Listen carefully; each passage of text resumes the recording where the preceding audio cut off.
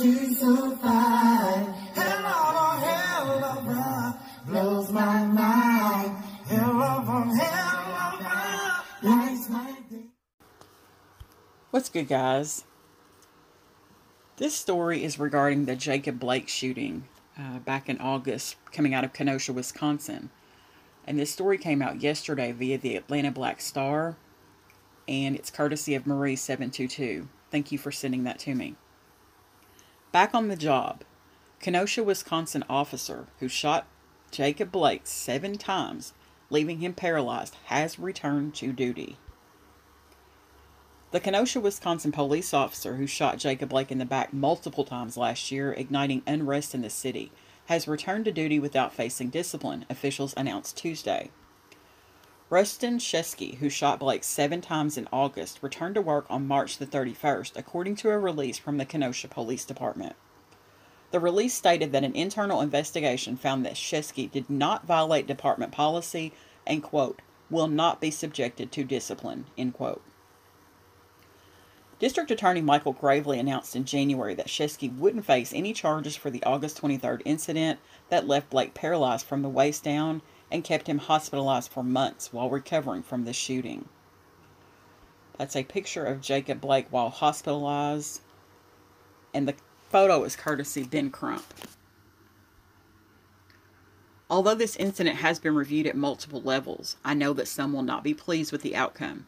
However, given the facts, the only lawful and appropriate decision was made, Kenosha Police Chief Daniel Miskinnis said in a statement.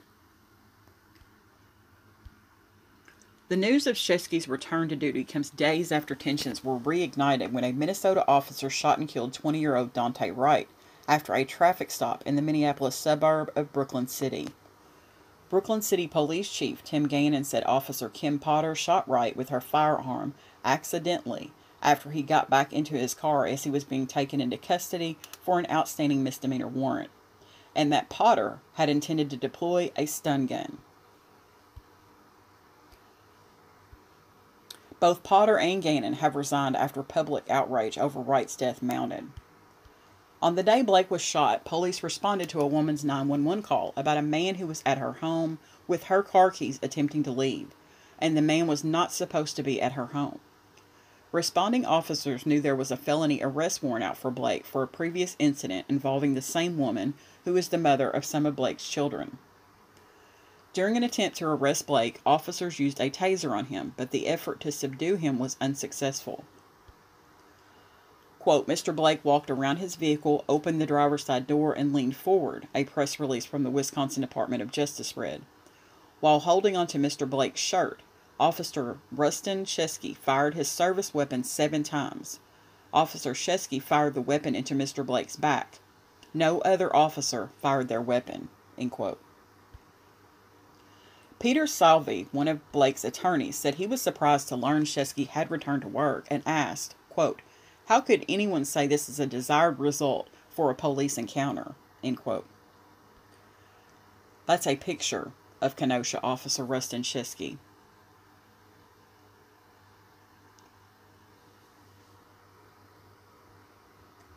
Footage of the incident captured by a bystander sparked unrest across the country just months after the deaths of other black people killed by police, including George Floyd and Breonna Taylor.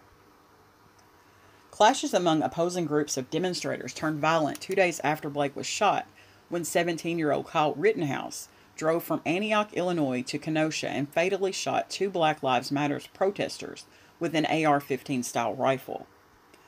Rittenhouse faces multiple felony charges, including reckless homicide and reckless endangerment.